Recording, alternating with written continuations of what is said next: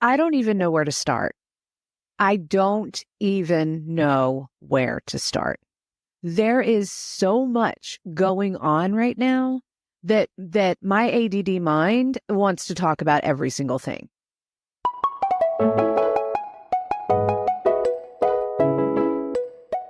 I'm your host, Christy Chanelle, and this is the Love You Miss You Bye podcast.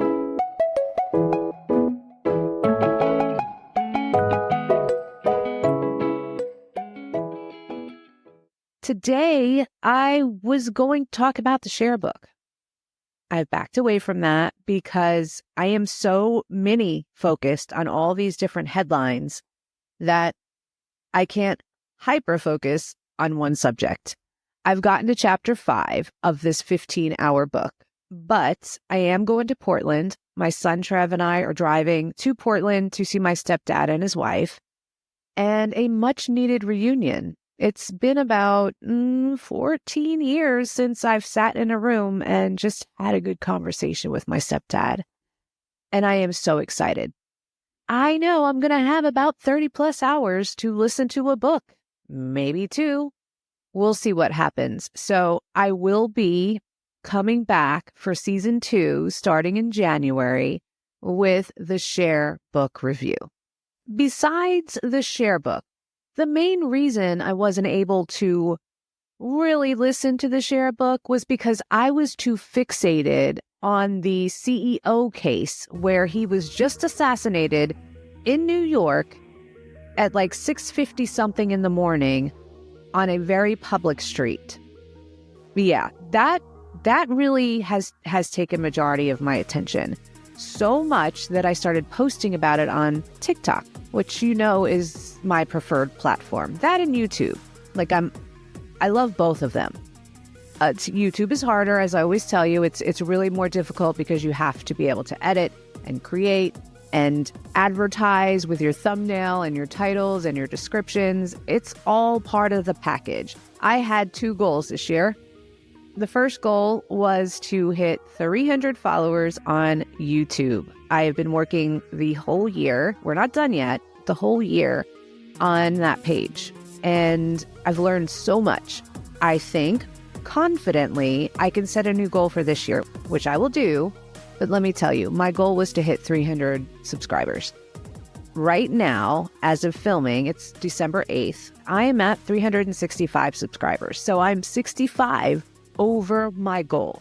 400 maybe in the future. So fingers crossed, a lot of hard work and determination and consistency, and I'll be able to reach it. I think my new goal for the year for 2025 is to hit 1,000.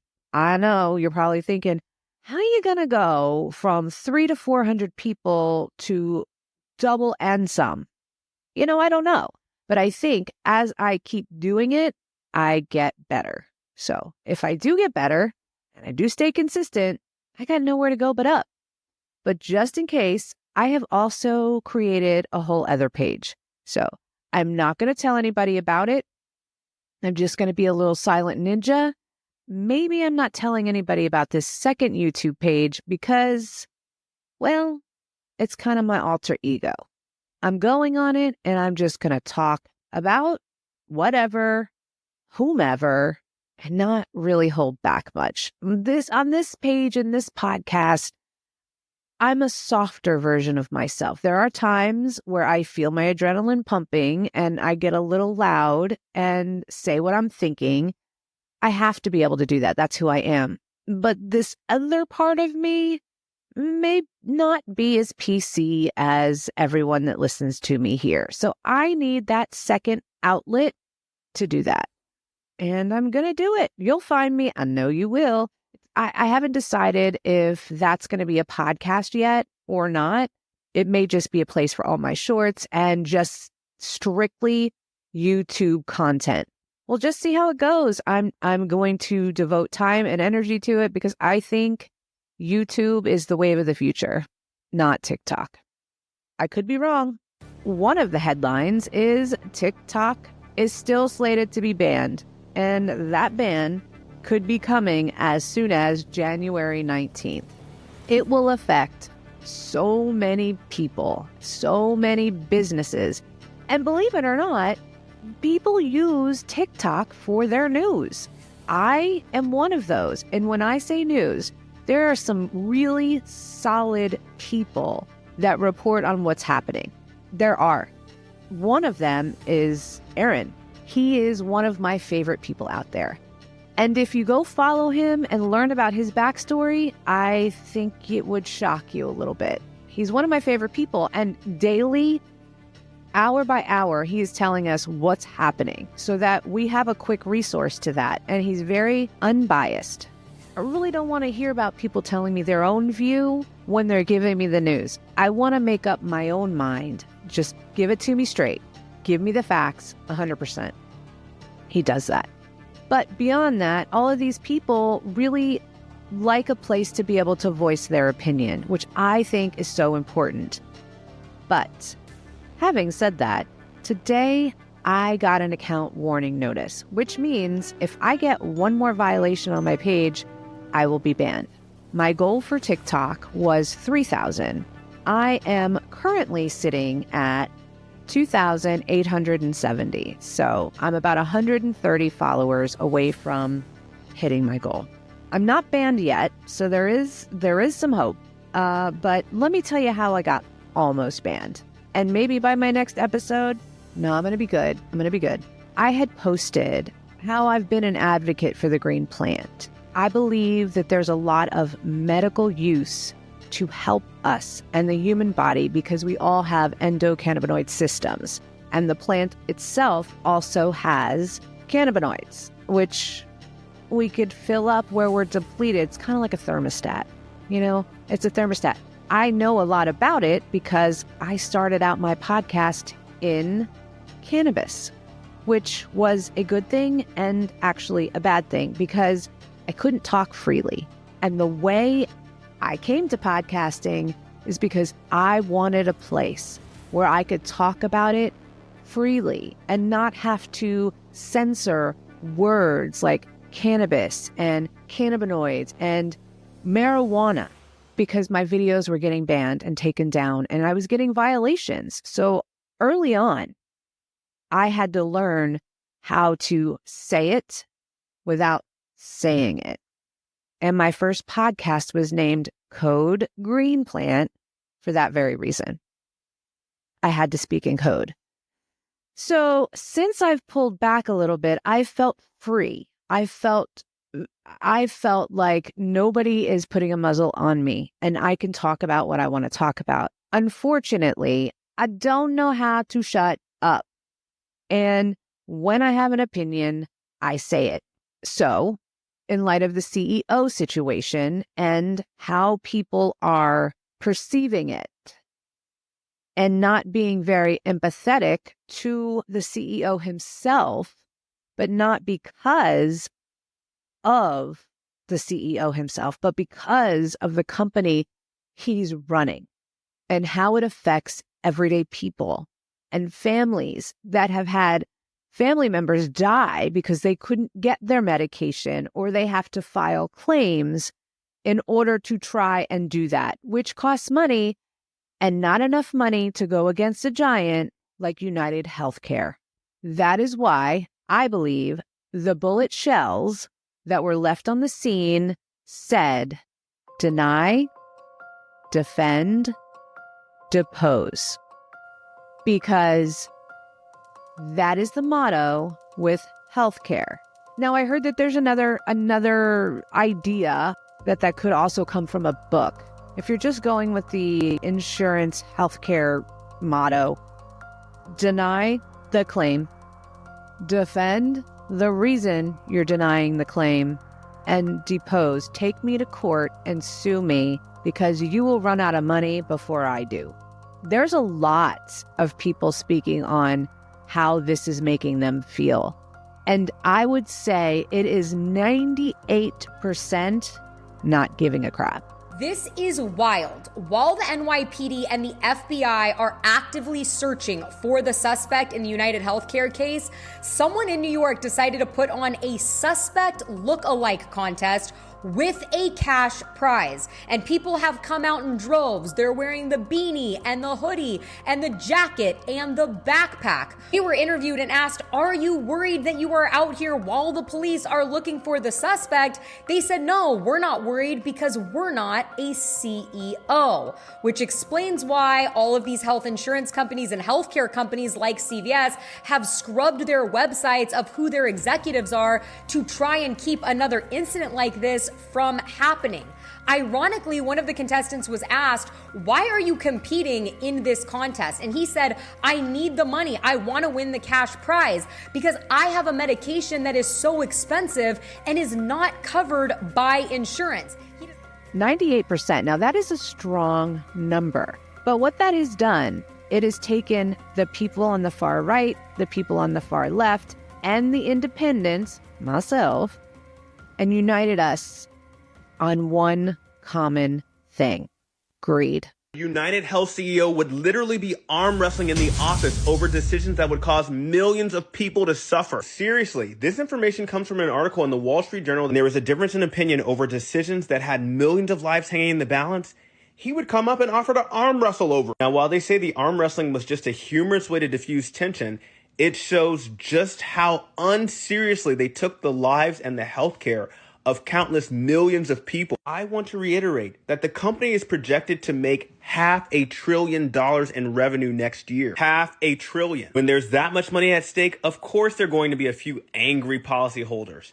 That's why you have to arm wrestle to let off some of the tension. Perhaps the journal and his colleagues wanted to be lighthearted when sharing this anecdote about the unalive CEO.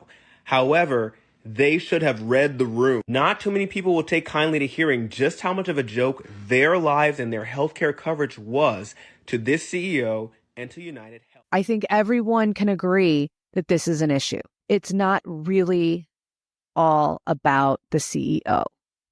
And it is a sad situation. Anyway, so as I'm talking about this on my TikTok page, which has really done well, I'm getting a lot of views on my short TikToks regarding this subject. One of them, I said, I'm really glad that we're having this conversation about insurance and what people are doing and how actually paying out of pocket for insurance is cheaper if you go to the hospitals and say, how much is a cash pay versus how much is my insurance? I've seen cases where the out-of-pocket expense is cheaper than the one with insurance. 2021, my insurance jumped up from about $700 a month to $1,800 a month. Was there a major incident? No, nothing happened, just overnight. Well, that year my son got hurt in football. I had to take him in for an MRI. And when I got there, they asked me if I was cash pay or if I had insurance. Well, I told them, well, how much is cash pay? They said $500. So listen, we're going to drop our health insurance. How much is our doctor visit cash pay?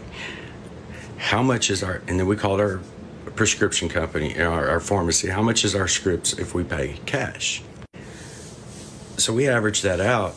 We were going to spend about $200 to $225 a month, which we probably already way overspent that just in deductible, plus on top of the $1,800 a month I'm giving this insurance company for what? Now, a lot of people are going to say, oh, well, you got to have health insurance in case something major happens later on in life. Well, that is a gamble. You're 100% right. But it's also a gamble whether they're going to deny your claim. And you're right. But over the next 5 years, I will have given them $108,000, only spending $12,000 if I would have just went cash pay. Now, when you have people like you and me paying for insurance, costing you money out of your check for yourself and or your entire family, you're paying an awful lot of money. There's a problem here. As I was speaking about the problem, I said, I'm really glad we're all talking about it because one of my bigger problems that I've spoken about many times is big pharma. You know, my mom passed away. There was a pill combination involved. And now I'm not saying big pharma is the reason my mother died. I'm saying it is Pills are a very big problem. And I believe big pharma makes more money to keep you sick than to make you well. And there's several documentaries that can back me up. Along with the advocacy for the green plant, they have come up with ways that this will help the American people. It's a whole rabbit hole. And I'm not taking you down that rabbit hole. I'm just taking you down to my account warning. I posted about how I want to talk about big pharma and how it impacted me and my family. Somebody popped in and said, that is not big pharma's fault because that is a doctor and pharmacy problem. Now, I can't say and post freely because they will take my stuff down. But this morning, she caught me at a very rare moment, and I was like, you know what? Let me show you.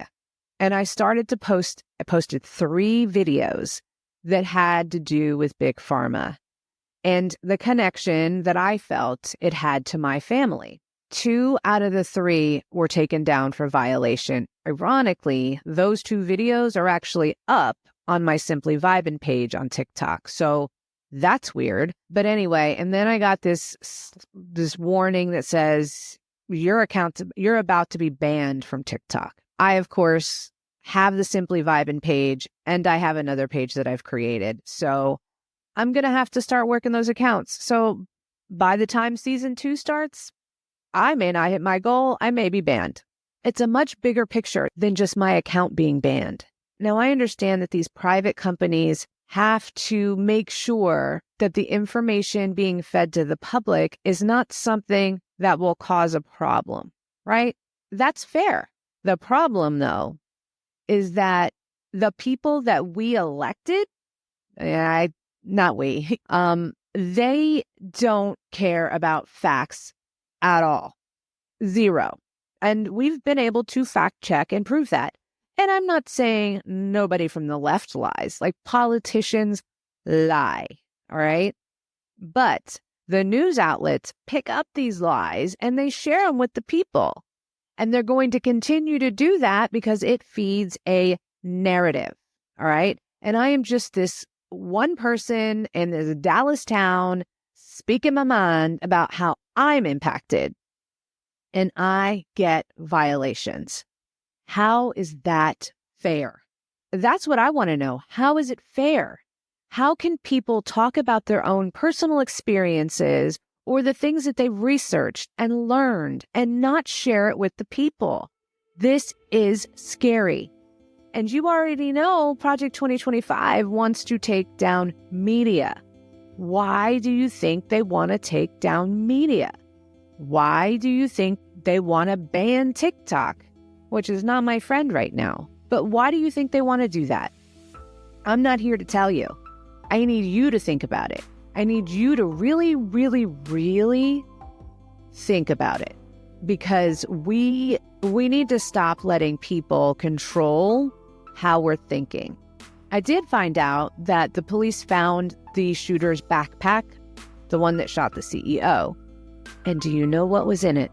Monopoly money.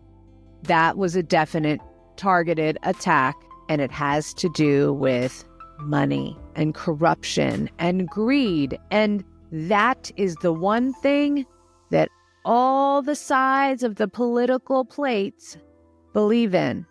This isn't a left versus right political issue. They want you to believe it is, but it's not. It's not. And I'm going to get banned. I'm going to get banned. And hopefully I've kind of given you enough clues and hints along the way for you to see what it's about. It's about the middle to lower class fighting the elites and their greed and their monopolies. This is just the beginning. I will continue to share, and I will probably continue to be banned, and I will be able to keep my podcast. So keep coming back, and I will keep letting you know the news. I appreciate you so much being here. I can see my numbers and my downloads for the podcast going up, and I am so grateful for that. It is such a slow build on the podcast, the Audible part, because nobody really knows how to find you in there, you know? And I am not a elite billionaire that has money to throw at marketing. Everything I do is for me. So if I get banned on TikTok, I have just cut off one of my arms. That's okay. I will grow another one. Love you, miss you, bye.